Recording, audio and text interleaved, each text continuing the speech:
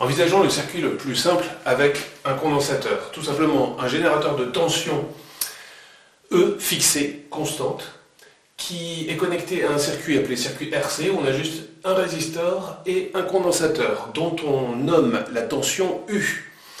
L'intensité arrivant sur cette plaque-là. On aura bien I égale CdU sur dt.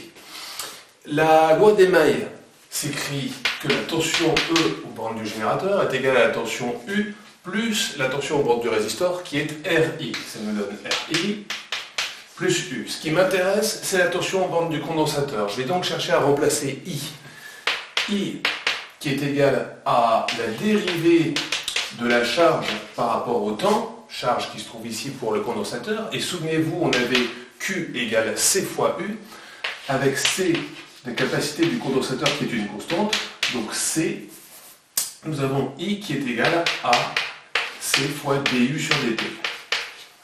Ainsi, on trouve une équation différentielle du premier ordre, puisqu'en remplaçant, on va avoir E qui est égal à RC dU sur dt, plus U, une équation différentielle que vérifie la tension aux bornes du condensateur. Du premier ordre, on a la dérivée première ici, je vais m'amuser à tout diviser par RC pour avoir un coefficient 1 devant la dérivée de plus haut rang qui est la dérivée première, dU sur dt, plus 1 sur RC U.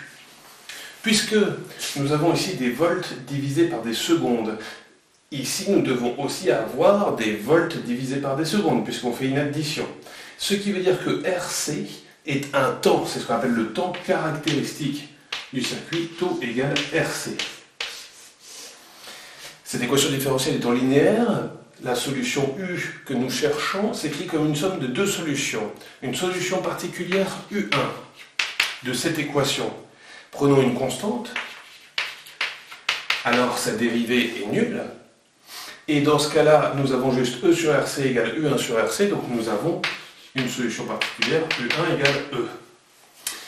Maintenant, la deuxième solution que nous cherchons, la deuxième partie de la solution, c'est la solution de l'ESSM. L'ESSM, à savoir 0 égale du2 sur dt plus 1 sur taux 2.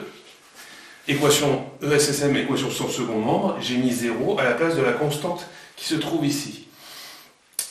Nous savons que cette solution s'écrit sous la forme A exponentielle moins t sur taux.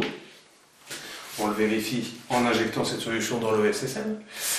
Avec A, une constante qui peut valoir n'importe quoi. La solution générale, la famille de solutions de l'équation différentielle que nous avons là-haut, est la somme des deux solutions, à savoir E plus A exponentielle moins t sur taux.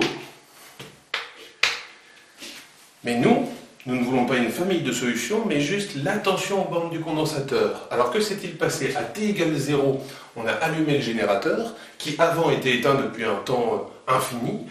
Le condensateur, initialement, il était déchargé, donc sa charge, donc sa tension, était nulle. Et à t égale 0, elle a dû rester nulle, puisque la tension aux bornes d'un condensateur est une fonction continue du temps. Ce qui veut dire nous devons avoir absolument U de 0 qui est égal à 0. Si je me sers de ma solution en remplaçant t par 0, ça me donne égal E plus A.